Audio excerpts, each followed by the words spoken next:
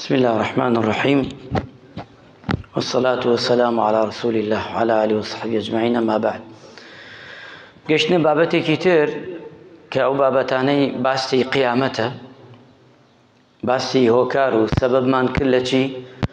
لە عاقبەت خەیری و عاقبەت شەڕی. ئێستا هاتینە سەرەوەی ئینسان کە نەخۆش کەوت، ئینسان کە نەخۆش کەوت و کەوتە سەرجێ نەخۆشی مردن بوو. چی بکە؟ ئەو مرۆڤە چی بکە؟ چی لەسەرێتی؟ و ئێمەش هەندێک ئاداب و ڕێکار هەیە بیگرینە بەر.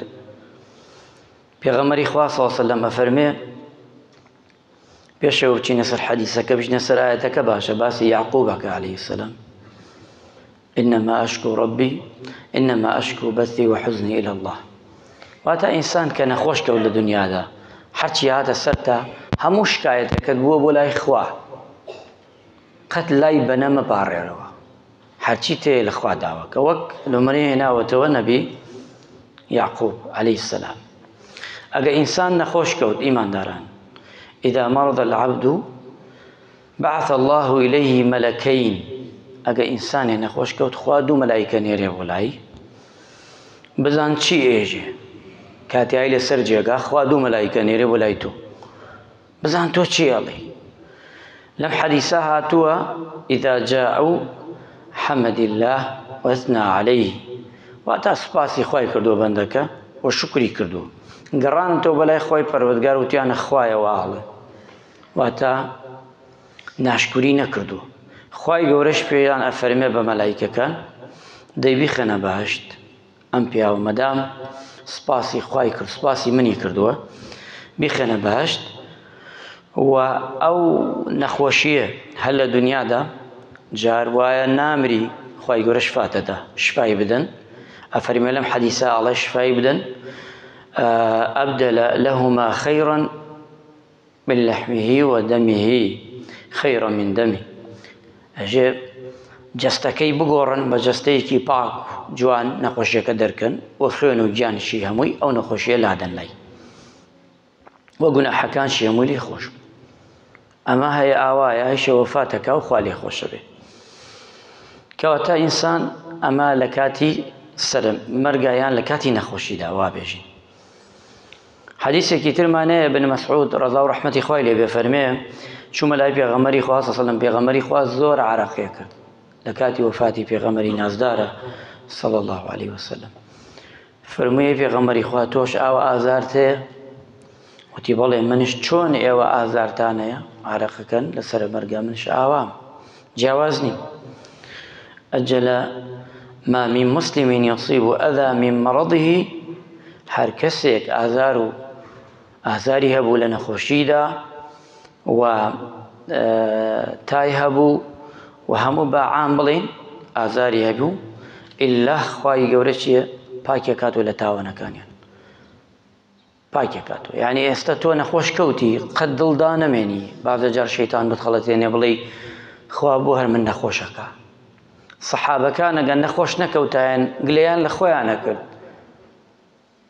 ئەیان چۆن دیارە خوای گەورە ئێمە تۆ بڵێ گوناحمانەوەنە زۆر بێ، خوای گەورە گوناحەکانمان، عەبدی وا هەیە گوناحەکانی تاو نابێ، ناسڕێتەوە. ئەمەنە خوای پەروەردگار نەخۆشی ئەداتە ملیا، بەو نەخۆشیانە هەتا ئەچێتە دیوانی خوا، خوا پاکیەکاتەوە تەواو، هیچی پێوە نامێنێ. چونکە ئینسانی موسڵمان نەخۆشیەکەیشی ڕەحمەتە، چۆن خۆشیەکەی ڕەحمەتە، نەخۆشیەکەیشی هەر ڕەحمەتە. عجبا لأمر المؤمن، پێغەمبەری خوا صلی الله علیه و سەلەم فەرمێ، عجایبم تێ لە ئەمری کێ؟ ئیماندار. إن أمره كله خير، هەمووی خەیرە بۆ ئیماندار. نەخۆشەکەوەی خێرە، نەخۆش ناکەوێتە خەیرە، هەیەتی خەیرە، نیەتی خەیرە. لە دنیادا هەموو ژیانی خەیرە ئەم ئیماندارە، ئەم موسڵمانە. چونکە ئینە ئەصابەته، ئەگەر خوا تاقی کردەوە، سەڕاء فەشەکەڕ، ئەگەر سوپاسی خوای کرد، ئەمە هەر خەیرە. ئەگەر خوای گەورە شتێکی پێدا و خوای گەورە سوپاسی کرد، ئەمە خەیرە. ئەگەر خوای گەورە تاقی کردەوە بە موسیبەتێ، سوپاسی کرد، هەر خەیرە. فەکانە خەیڕەن لەو، ئەمە هەمووی خەیرە بۆی، هەمووی خەیرە. چی ساغبی خەیرە و چی نەخۆششکەوی هەر خەیرە. چونکە پێغەمبەری خوا فەرمووی هەر مسلمانێک غەمێکی هەبێ هەمێکی هەبێ حوزنێکی هەبێ نەخۆشیەکی هەبێ ئیلا ئەمانە هەمووی ئەبنە چی کەفارەتی گوناه چۆن دارێک گڵایەکی لێ دەکەیتەوە ئەو گڵایە تاوانە دارەکەش مسلمانە کە لێت کردەوە بەمانە هەمووی چێ بێ پاکە بێتەوە کەواتە کەم یعنی خەفەت نەخۆین لەسەرەوەی کە ئێمە نەخۆشەکەوین نەخۆشەکان هەمووی چییە هەمووی ڕەحمەتە بۆ ئیماندار و مسلمان ئەگەر ئینسانێ نەخۆش کەوت پێغەمبەری خوا فەرمی عەلەیهی الصەلاة والسەلام إذا مرض العبد أو سافر كتب الله تعالى له من الأجر واتار کەسێ نەخۆش کرد و سەفەرشی کرد تەنانەت سەفەرش دنیا چەنێ خەیرە تۆ سەفەرێکەکەی بۆ خۆت بەڵام لە سەفەرەکەت داوریا بە ئەدای خوا بکە واجباتی خوای پەروەردگار نوێژەکان لە کاتی خۆیان بکە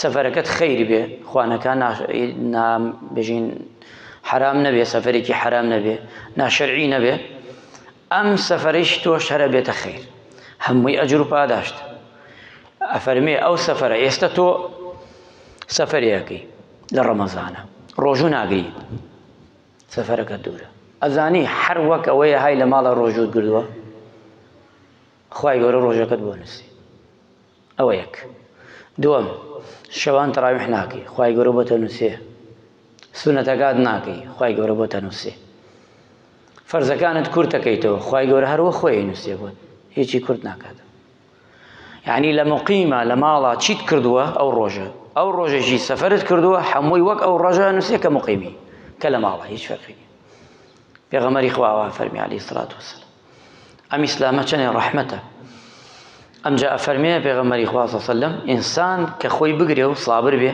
لەسەری قد تەمەنا مەکە تەمەنای مردن مەکە لا يتمنون أحدكم الموت یان لە شێوازێکی تراتوە بەڵام ئەوە بڵێ اللهم أحيني كما كانت الحياة خير لي خوایە کەوتت قەت مەڵێ خوایە داوای مردن بکەی بڵێ خوایە ئەگەر ژیان خەیری تایە ژیان باشە چاکە بۆمان خوایە تەمەنم درێژکەیتەوە لە ژیانە ئەگەر ئەزانی مردنەکە باشترە بۆ دین و ژین و ئیمانم ئەو مردنەکە باشترە بەو لەوە نابێت تۆ ئینسان مسلمان کە داوا بکە پێغەمبەری خوا فەرمی عەلەیهی الصەلاة والسەلام ئەگەر ئینسانێک خوای گەورە ئیبتیلای کرد بە نەخۆشیەک لە جەستەیە نەخۆشیە گەورەکان سەرەتان نەخۆشەکانی تر شەکرەیە زەختە چەوریە ئەوانەی کە نەخۆشی خوای گەورە مولایەکمان لابدە ئەوانەیشی هەیە نەخوای گەورە شفایان بدە ببلاء في جسد أم جاء فرمي فقال الله عز وجل للملك أفرمي بملائكة كان خوي پروردگار اكتب له صالح العمل الذي كان يعمل استكسك بشوار بلين بشوار ساعتي لمزقود بوا استا نخوش لبان جي كوتوا أجيت لاي حزينة الله خزقايا بهم تام لم رمضان من نيوجم بكردايا بروات هبي وك يا ما يشفرخيني لسر أنفر ما يجتي بيغمري خوا أما جد خوشان بدنا خلق واني واتشن بولاي زور جار خفت أخوة بيغمري خوا فرمي عليه الصلاة والسلام خواي جورا جل جلاله بملائكان الله بينو سنبو عبدكم لكادي لشتاغيا تشي كردوا استاش هموي بو بنسنو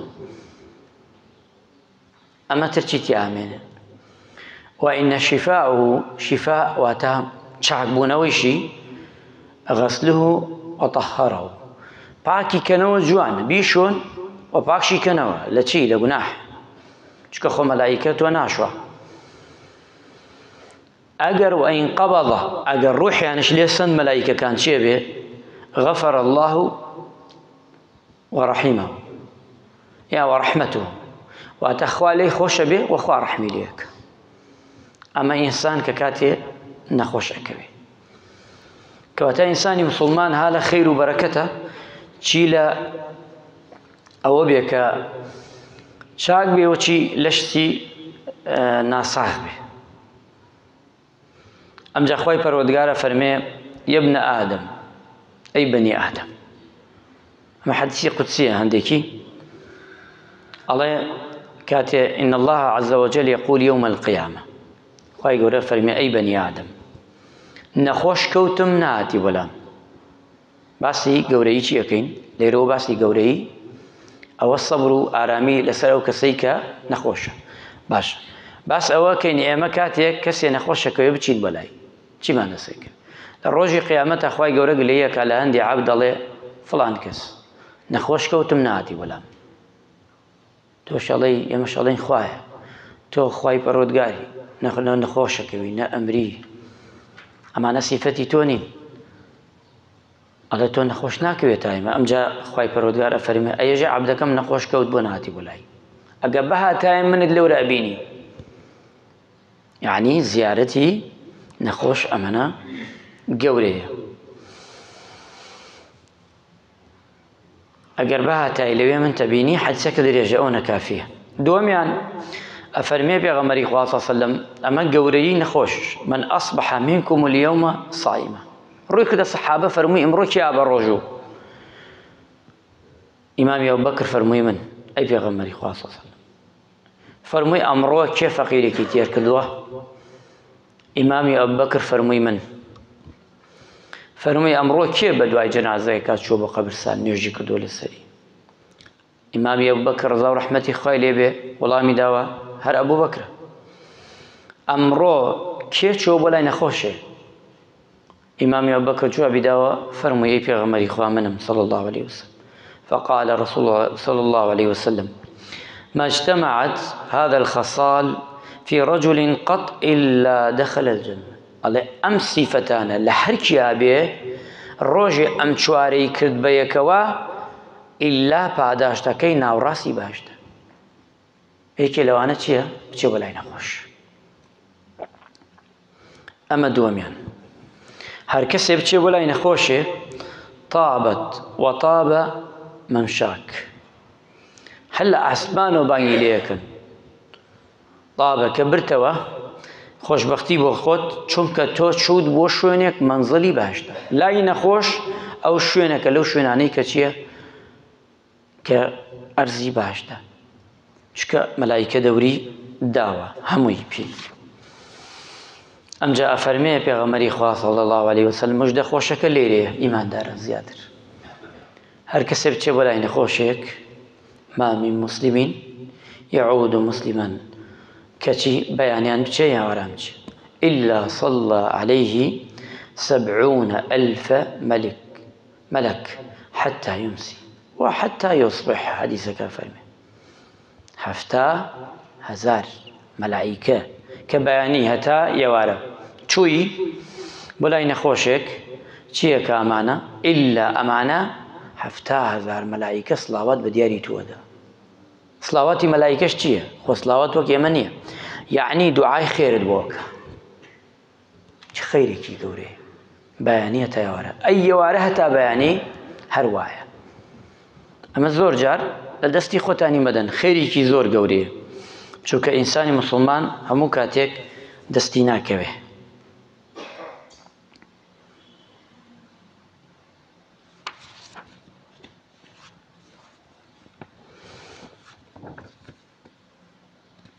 ئەمجا پێغەمبەری خوا صلی الله عليه وسلم باسی ئەوەمان بۆکە چینە سەر کۆتاییەکە و ئادابەکە. ئەو ئادابانەی کە ئینسان ئەبێ کاتێچێتە لای نەخۆش ڕچاوی بکە.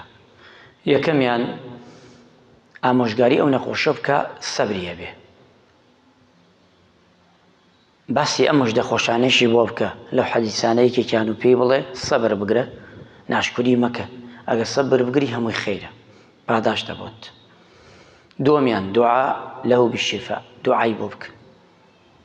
ئەو دوعایانەی کە ئەچیتە لای نەخۆش رب العرش العظيم أن يشفيك. ئەو دوعاکانی ترش حەوجا ئەمانە بڵێ أسأل الله العظيم رب العرش العظيم ئەمە حەوجاوە بۆ نەخۆشە بڵێ چاک دوعاکردن کەواتە دوعای خێر بۆ مردووە بکەی. و یەکێکی ترش لەوانە کە ئینسانی موسڵمان سێهەمیان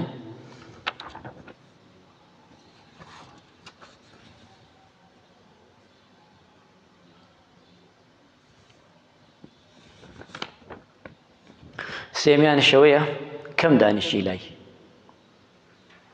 هەندێ نەخۆشیە مەچۆ بۆ لای ئەمە باسی ناکەم هەر نەخۆشە بێت تاو بدەیلی هەر نەخۆشیە دکتۆر وتی ناوێ ببینی ئەگە ماڵەکەش پێی خۆش نەبوو مەڕۆ ئێستا ئەڕوا بۆ لای دانیشێ 2 ڕۆژ 3 ڕۆژ ئیلا نەخۆشەکە ببینم ئەی دکتۆر وتێتی نابێ کەس ببینێ خراپە ئی بۆ ئەزیێتی دەی یان نەخۆش مڕعاتی بکە شوێنەکەی تەنگە کەم دانیشە سونەت وایە نەخۆش کەم دانیشی زۆر دامەنیش ئەمانە مڕعاتکە بەرچاویک یان نەزانی ئەم شەو قەڵەباڵغا بیخشەوێکیت قورسایی دروست مەکە لەسەر نەخۆشەکە یان نەخۆشەکە حەز ناکە عملیاتی کردە بە لەونێکە هەندی عملیات هەیە هەموو عملیاتی حەز ناکە خەڵک بچێ بۆ لای هەندی عملیاتی هەر ڕوویشی نییە کە باسی بکەین لەناو مەلیس سەن عملیاتی مایەسیری کی پێویستە کاتەوە بچی بۆ لای من بچم بۆ لای بچێ بۆ لای نابێ ئەبێ ئەمانە چەند خاڵێکە مڕعاتی بکەین خوای گەور ڕەحمان لێ بکە عاقبەت خێرمان بکە نەخۆشەکانمان شیفا بدە ئیسلاحی ئێمەش بکە و لەشمان ساغ بکە ڕەحم بە هەموو لایەکمان بکە